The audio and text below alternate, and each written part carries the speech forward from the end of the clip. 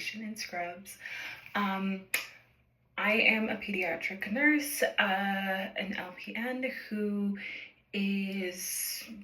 recently, well, not recently, I guess like a year ago, got diagnosed with adult onset Still's disease, and I'm applying to med school. So that's a little bit about me, but I'll dive in and, welcome to the first episode of Inject and Reflect. So who was I before my diagnosis? I was a girl who wanted to get into med school. I was working as a nurse, and those were kind of like my big dreams. I already had a bachelor's degree in biochemistry, and then I went to nursing school to become an LPN, or an RPN, depending on where you are in Canada. And yeah, then I was in my first year of nursing, and unfortunately, or fortunately, whichever way you want to think about it, I became a patient and got diagnosed with adult onset Still's disease. So yeah, that's a little bit about who I was beforehand. So kind of how it all started was I'd gone back home for me is in BC. I had gone back home for a week, to see my family, to see my siblings, to see just like all my friends and stuff in BC. And then on my way back to Ontario, when I had got here the first day, I was not feeling well. I started to have rashes on my hands. And at first I was freaking out because I was actually working at the same time. So I was working and then all of a sudden had a rash on my hands, and I was like, oh my gosh, like, why do I have a rash on my hands? Did I touch someone who was infected? And at this time there was a measles outbreak. So I was like, oh my gosh, measles was the first thing that came up to my brain. But I was like, this is just weird. I'm also allergic to almost everything under the sun. So it was very much kind of a shock for me. But I had, take some Reactin, and I continued on with my shift. And then I went home, and it had gotten a little bit worse. It had gotten up to like my forearms now, and very itchy. And I was a little bit like, what is going on? But I just decided to sleep it off, and we'll see what happens the next day. So the next day in the morning, it was actually gone. I didn't have any rash anywhere. So I was just thinking that I was just reacting to something at work, maybe the latex or something. So I was like, not too much of a big deal, especially since it had gone away. And then I went to my shift as normal, and the same thing happened. But then it was now all over my arm, and I was like, oh. And at this point, like, I had already talked to some of the other nurses, and they were like, maybe you put hand sanitizer on before putting your gloves, and you didn't let it dry, because that can also cause some people to have rashes. So I was being very, very careful with what I was touching, and at this point I had been wearing gloves the entire day, because I was like, I don't know what I have, but I also don't want to be infecting other people. And yeah, so it was just very, very weird. But then I went home, I went back to sleep, went to sleep for my next shift, and the next morning it was gone. So it was just getting very weird. It was just like I was getting a rash at random times during the day, and then it would go away when I went to sleep. By the third shift I had, I was working, and all of a sudden my knees were very, very painful. Like, I couldn't really sit or stand for very long periods of time because just the motions of sitting and standing was a lot. So by the end of my shift that day, I was just like in so much pain that I ended up calling into sick the next day, because I was like, I cannot work. But then a couple of days later, it had gone away. So it was just very strange. Didn't know if it was allergies, didn't really know what I was reacting to. So I went to see my family doctor, and he then ordered a whole bunch of blood work, referred me to an allergist, and then we were just going to call it for a day. But after seeing him, it ended up getting a lot worse, to the point that I was in so much pain in most of my joints. So my knees, my hips, my elbows, they were all just like so much pain. So then what happened is I ended up going to the emergency room one night because it was just so bad. Like, after a shift, and I think I almost fainted at one point. And I was just not doing well. So I got my boyfriend to drive me to the emergency room. Was in the emergency room for I think about 6 to 8 hours, and after that they had prescribed me prednisone and gave me a Ketorolac shot. Took that and was feeling a lot better. So after the prednisone, they gave me only a week's worth.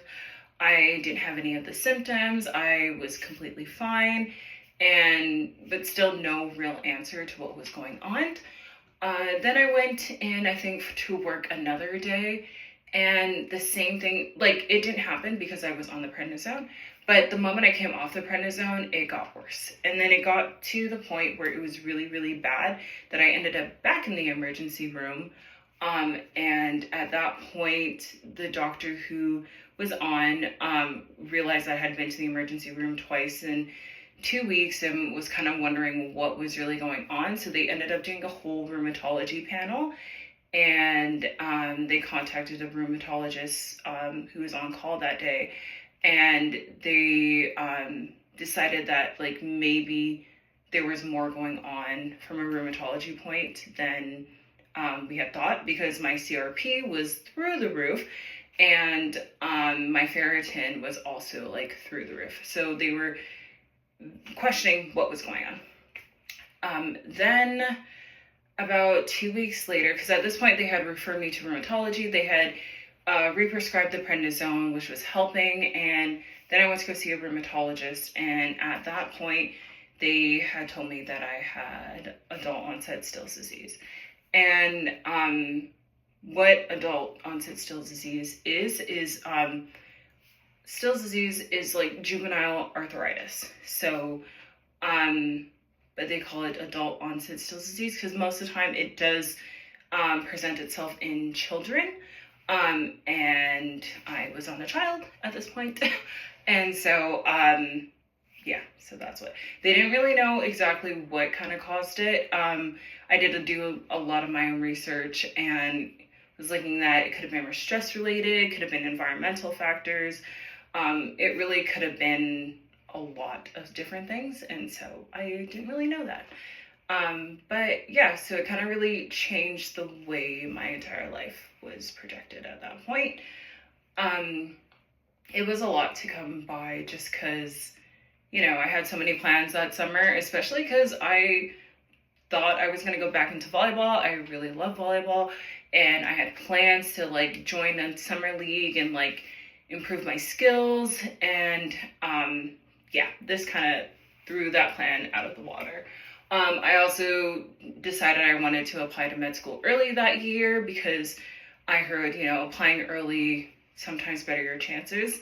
And yeah, after getting diagnosed in June and then having the whole trying to figure out what meds are working and whatnot, it kind of threw me for a whole loop, and I didn't actually end up applying until August, which then really meant September because when it got verified. So it was just it really threw my life for a whole loop. And it took me a very long time to come to terms with that. It was also very, like, I was grateful that I had gotten diagnosed and was able to figure it out within like weeks, I would say, compared to a lot of other people who it takes years to find out.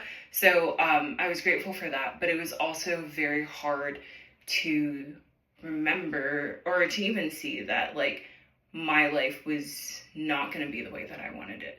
Not saying that my life had really come out to the way that I wanted it anyways. Like, I mean, that's a lie. Life has I've adapted really, and yeah, so that's it. So I started this channel to just kind of showcase my life beyond having a diagnosis, because I'm a very firm believer that, you know, your life is not your diagnosis. It is a part of it, but you don't have to live in that sorrow, that grief forever. Because don't get me wrong, like, I definitely grieved it for a very long time, and I think I'm still grieving parts of myself that I will not have. But I just wanted to share that with other people because I know how hard it can be to think your life is going one way, and then you have something that completely changed everything. And now you have to, change how you are. So anyways, I started this series called Inject and Reflect, and it will be me, obviously, because I have to take my medication, which is lovely thiamine. I take it once a week, and it really just helps to settle all my symptoms that I normally have. I've tried to wean off of it to do like every 2 weeks, and that did not go well. I ended up having so much pain in all my joints. Inflammation was everywhere. But yeah, so I take it once a week, and I just thought it'd be nice to, you can watch me take my injection, but also, hear my thoughts on nursing and life in general, and, how to navigate having a diagnosis. So yeah, here's my injection. It's kind of weird because I don't really talk during this part, but yeah.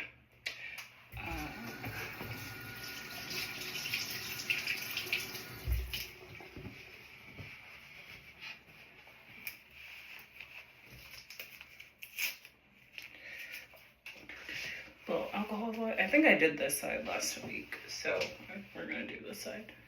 I like to do it in my belly area just because, I don't know, I find doing it in the arms, and even when I was out work and I would give injections to kids in their arms, no,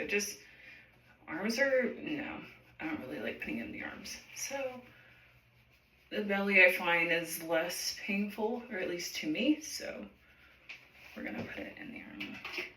And luckily it's an auto injector, so the amount that I need is all in here, so I don't have to like draw it up or anything. And yeah, it does stay in the fridge, and I have to take it out like 30 minutes before, just so that it can get to like room temperature. And I'm just kind of waiting for the alcohol to dry. I think it's dry.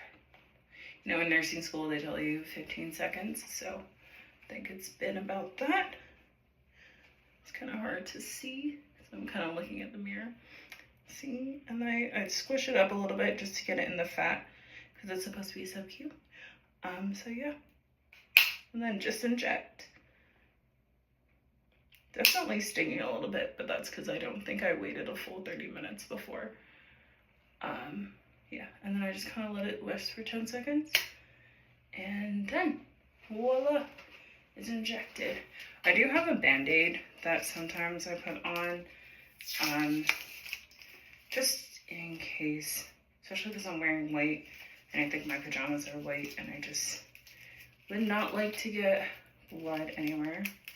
There's a little bit of blood, but like that's completely fine. So, and yeah, ta-da, there's the injection. So yeah, that is it.